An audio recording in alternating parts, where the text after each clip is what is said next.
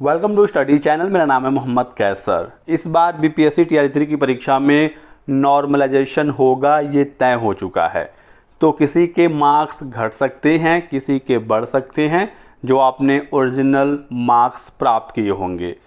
तो किस प्रकार से ये चीज़ें होंगी जानेंगे इस वीडियो में, क्योंकि पहली बार टीआरई में नॉर्मलाइजेशन होने जा रहा है।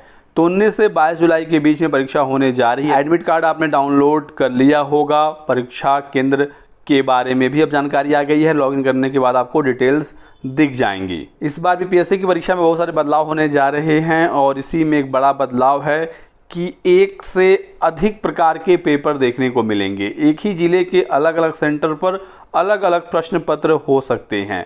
तो ये जानकारी निकल कर आई है। तो जब पेपर अलग होगा तो कठिनाई का स्तर भी अलग हो सकता है। किसी को आसान पेपर मिल सकता है, किसी को कठिन मिल सकता है, किसी को एवरेज यानी मॉडरेट भी मिल सकता है। तो ऐसे में सभी छात्रों को एक तराजू में तौलना तो सही नहीं होगा।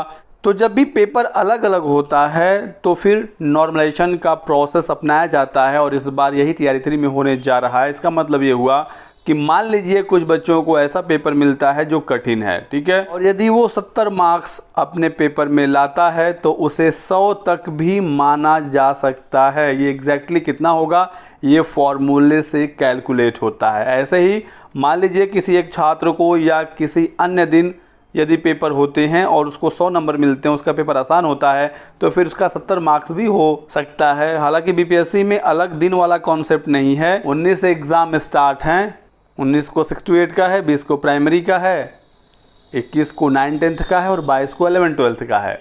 लेकिन एक ही दिन जब अलग अलग ज़िलों में अलग अलग परीक्षा केंद्रों पर एग्ज़ाम हो रहे होंगे तो ये जानकारी दी गई है बीपीएससी के द्वारा कि अलग अलग सेंटर पर अलग अलग पेपर हम बांटेंगे और उसके हिसाब से परीक्षा कराएंगे। तो जब पेपर अलग हो गया तो नॉर्मलाइजेशन होना ही है।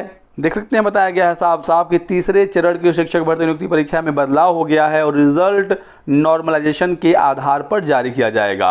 आपका जो एग्जैक्ट स्कोर होगा, ओरिजिनल स्कोर, वो भी बताया जाएगा कि आपके इतने मार्क्स बन रहे हैं और फिर बताया जाएगा नॉर्मलाइज्ड स्कोर कि आपका नॉर्मलाइज स्कोर इतना है और नॉर्मलाइज स्कोर के आधार पर ही मेरिट बनती है। ये आपको ध्यान रखना है।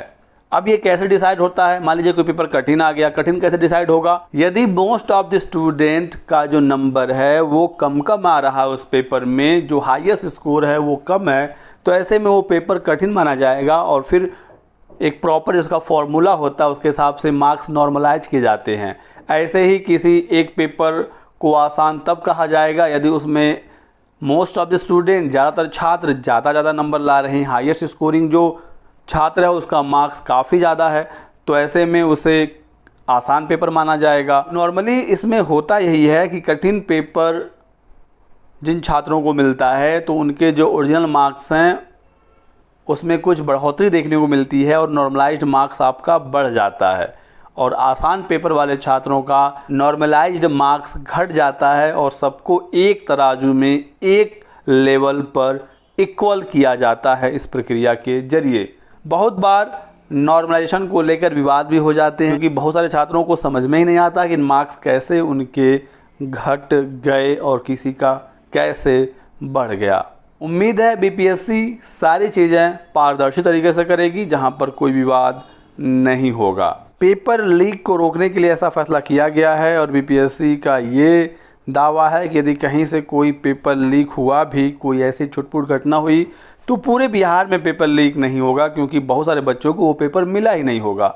लेकिन यहाँ पर एक बड़ा सवाल छात्रों का ये भी है कि यदि कोई एक ही सेट लीक हो गया और वही बहुत सारे बच्चों को मिल गया, सीटें तो 87,000 ही हैं 1 to 12 सब मिलाकर, तो उतना ही काफ़ी होगा गलत छात्रों का सिस्टम में घुसने के लिए। तो कोशिश ये होनी चाहिए कि कहीं से कोई पेपर लीक ना हो, नहीं तो ये अलग अलग पेपर देना और नॉर्मलाइजेशन करने का जो नया प्रयोग है ये भी फेल हो सकता है। बाकी आप ही क्या राय है इस खबर पर कमेंट करके हमें ज़रूर बताएं। वीडियो को लाइक कर दीजिएगा, चैनल को सब्सक्राइब कर लें और हमारे साथ बने रहें। Thanks for watching.